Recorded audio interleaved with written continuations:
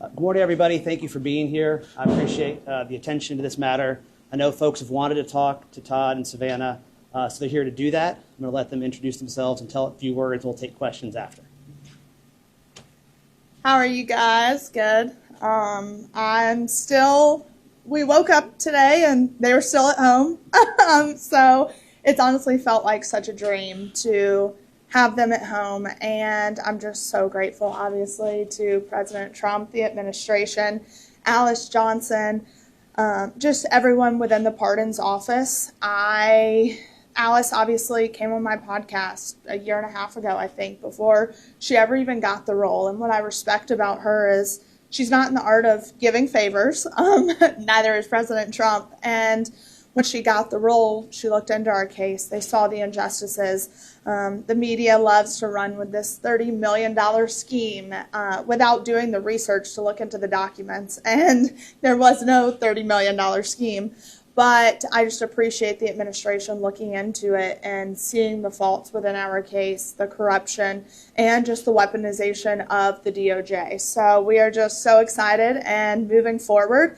Obviously, getting them home the past 2.5 years, I have fought. Like, that was my number one priority, was getting my parents home. But now that they're home, now we move on to all the other men and women that are in the system and getting them home. And I know we're going to continue to work. We're going to be in D.C., and Mom and Dad are now along for the ride because we're not leaving those men and women behind. There's too much work that needs to be done. There's too much reform that needs to be done. So we're just super excited, and here he is, Todd Chrisley, after running from, the media in Nordstrom yesterday. Good morning, guys. Thank you all very much for coming today, for having the interest. I want to thank first and foremost my Lord and Savior, because that's who got me through it. I want to thank President Trump. I want to thank the administration. I want to thank Alice Johnson. I want to thank every person that has prayed for us, that has stayed in the fight and that fought for the truth to come out. And so I am grateful for it. And as Savannah said, she has fought a long fight. And for any parent to see their child fight this hard, it's a double-edged sword. It's a blessing, and then your heart breaks because your child has been placed in that position to fight for you, when as a parent you're supposed to fight for your children. So I will always be grateful to you from the bottom of my heart.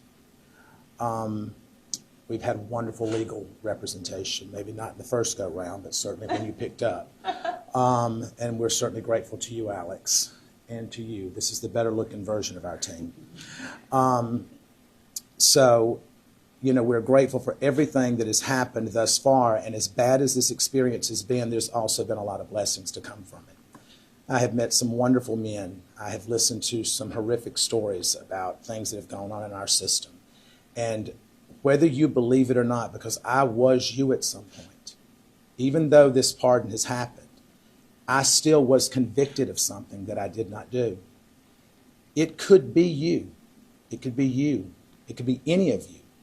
And somewhere in this room, someone has had a family member that has been affected by this system.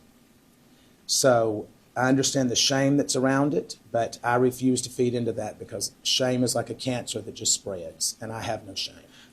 So I will continue to fight for all of the guys that I dealt with and that I was blessed to be with at FPC Pensacola. I will continue to expose the injustices that go on there and throughout the department and throughout the Bureau of Prisons. I know that Julie, who is a wonderful, decent, God-fearing woman, and that I am blessed to have been married to and been with for over 30 years now, an excellent mother. She's at home with Chloe right now, and Chloe will not let her go. So we're blessed to have our family back, and we're blessed to be coming back to television, because we do have a much bigger story to tell now than we ever have. So I thank each and every one of you. Happy to open this up for some questions. We'll start here. Todd and Savannah, what was the reunion like first night, right? Todd, Julie, and family. And the second part of that is, Todd, the fans have been really talking about your physical transformation. Yeah, I call it the VOP glow. And so what was the motivation behind that, and how are you going to continue that sort of fitness routine moving forward? Well, I'll actually have more access to better products now that I'm out. You know, I think that I had nothing to do other than to read and to work out.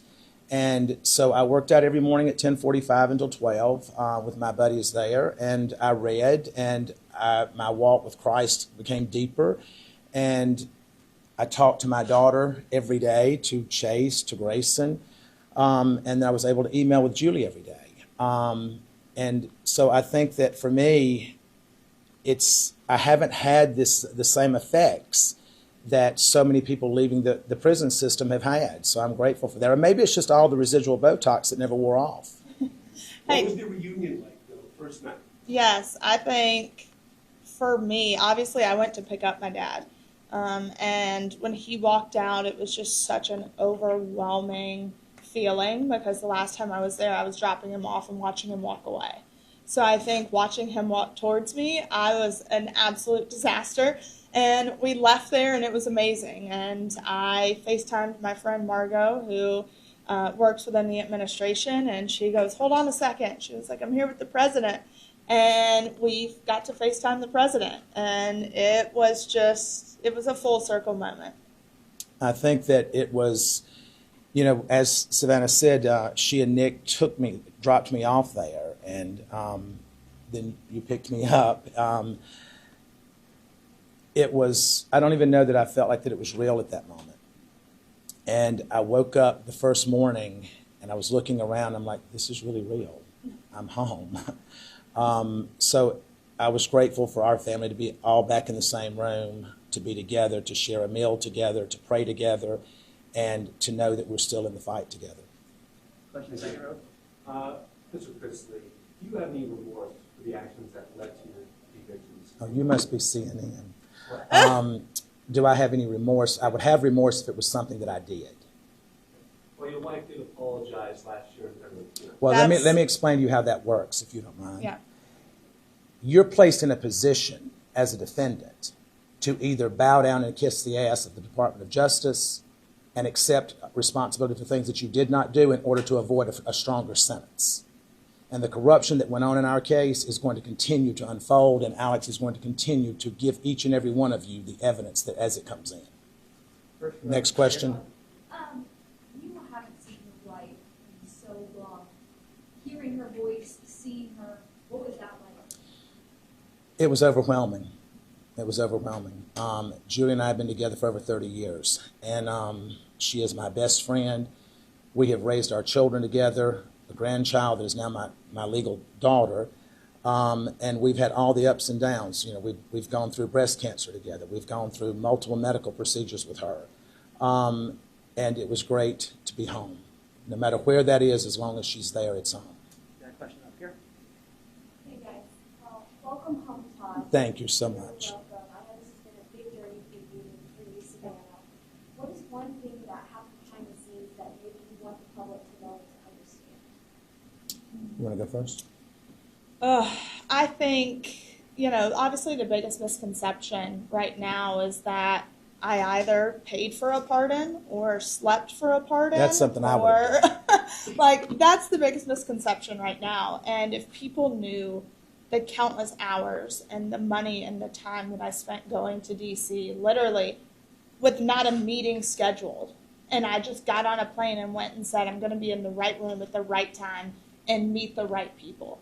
I fought hard and I was exhausted and I begged for meetings. There was nothing I was never too good to ask. And that's the thing is people think, oh, you're a celebrity, you're white, you have money, that we got an upper hand, and we didn't. I had to fight, and I was relentless, and that's how it happened. Finally, people listened. So for me, that would be something that people just don't quite understand. I think for me, watching it all unfold and listening to what she said that was coming up next, and just being consumed with pride while at the same time knowing that this is a long shot because so many people are told no.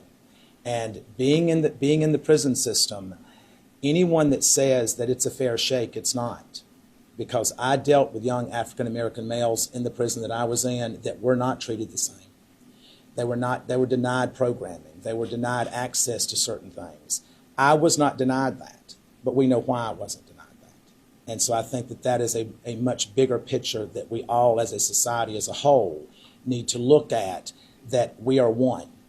And whether you're Republican, Democrat, or whatever, at the end of the day, when you're in that hospital, you don't care if it's a Democrat treating you or a Republican. Now, some of you may, but I want whoever's going to be the best person to do that. You. You're another. Thank you.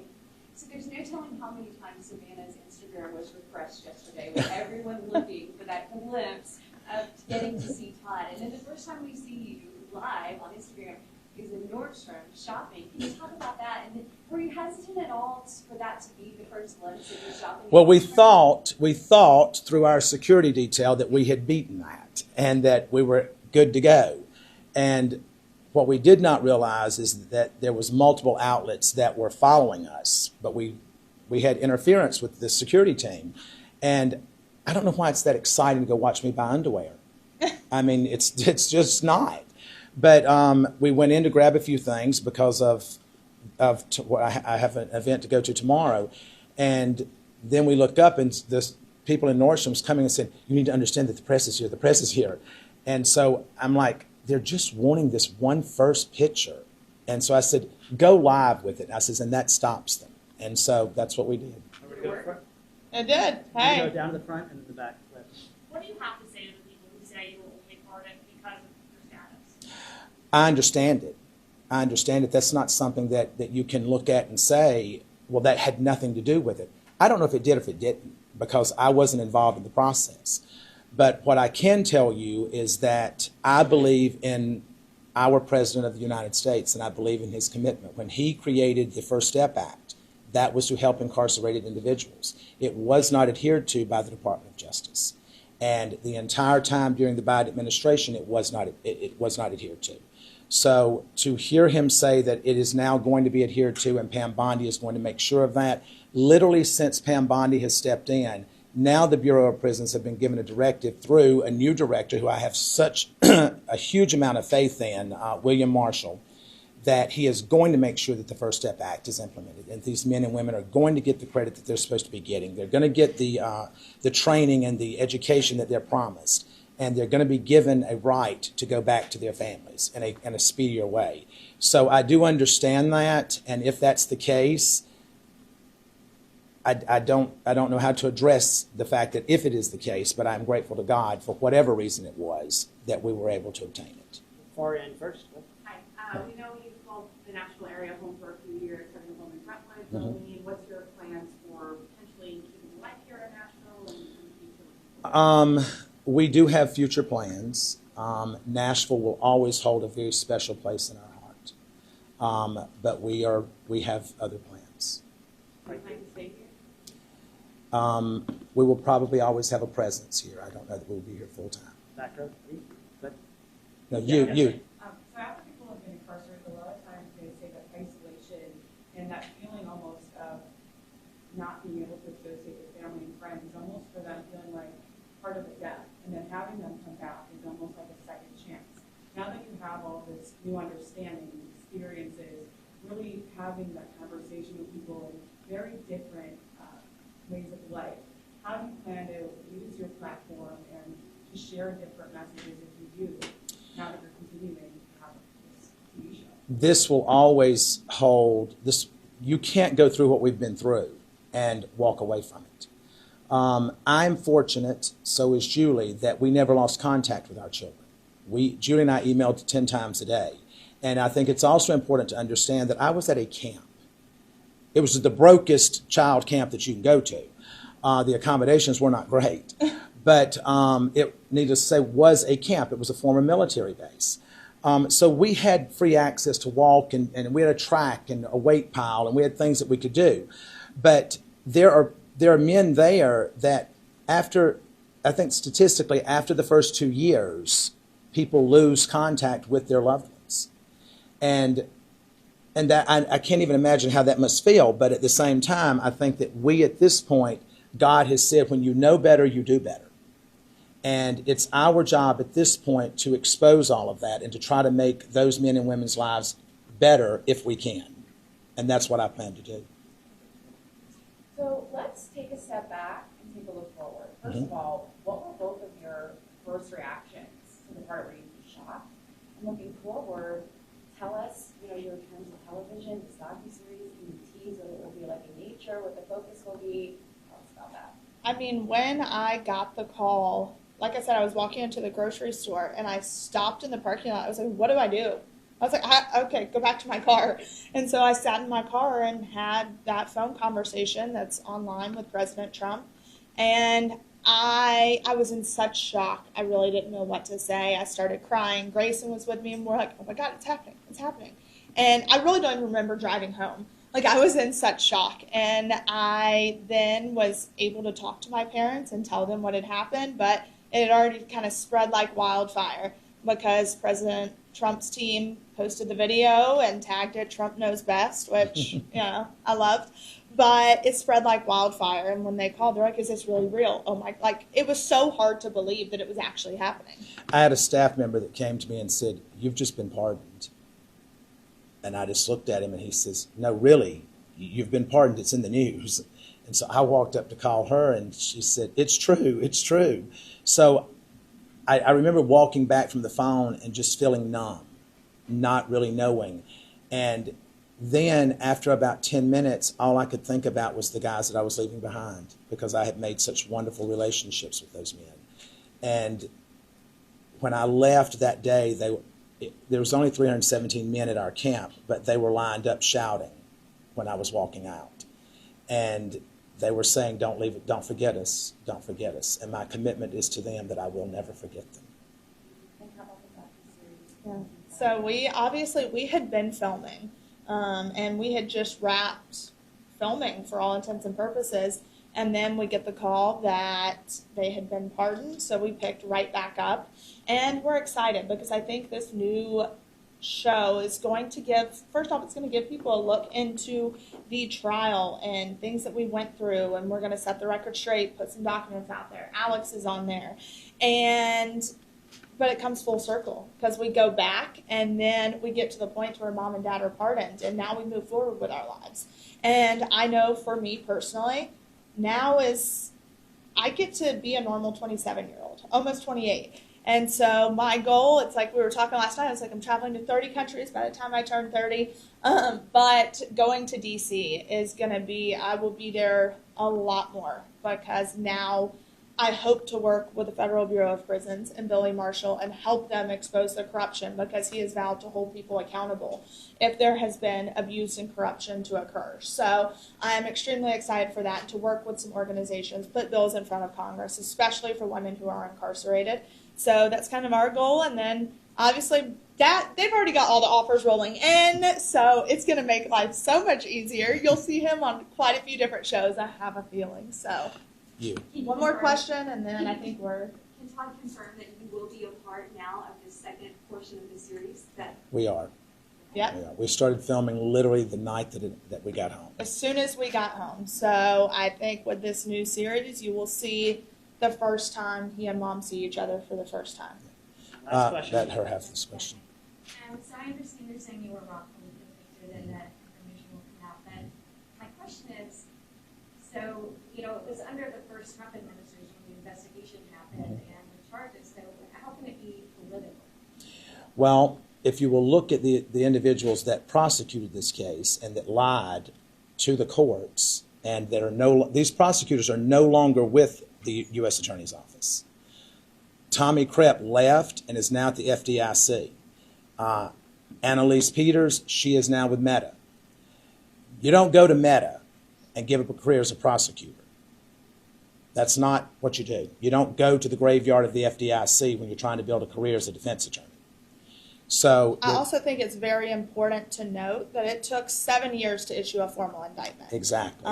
So the investigation was going on for almost a decade. And when you look at it, our judge was the youngest African-American female appointed by Obama. So she allowed so many things to come into trial with the Fourth Amendment violations, and magistrate judge ruled that all the evidence must be thrown out because it was obtained illegally. So we don't know if stuff was planted. Mark Braddock was involved. He got full immunity from the government. So the whole trial was just messy and tainted. And when the magistrate judge ruled the evidence was not allowed in, the Obama-appointed judge said, nope, I don't care. We're allowing it all in. And with an email that said, we need to catch a big fish. And the response was, well, Todd Chrisley is the biggest fish in Atlanta right now. And I think it's also important to note that the Office of Inspector General ruled in our favor in their documents, that in their investigation, that stated, we agree that the Chrisleys were unfairly targeted. We substantiate Due to their celebrity status. Yes, we substantiate the Chrisley's claims that they were unfairly targeted. So at the end of the day, I will sit and say, as his daughter, I believe in law and order. If I believe that my parents did exactly what they were accused of doing, then yes, you have a consequence. You have for a that. consequence for it. Do I think the consequence should have been 12 years? No, I do not. That's not even a fair sentence if it was true. But I know in my heart of hearts it was not true. I caught these prosecutors in so much misconduct, speaking to the judge, having ex parte communications. And This is in writing. This it is hearsay. in writing. Alex exposed the emails. So I think at the end of the day, if you want a conviction, then have a clean conviction. And to go back to your question about it being a Trump administration, it was a Biden administration that the OIG issued the report under that said that we were targeted. Mm-hmm. Thank you. All right, guys. That's it. Thank you all very much. Thank Awesome. you. Thank Y'all have you. a wonderful day. God bless. Thank you.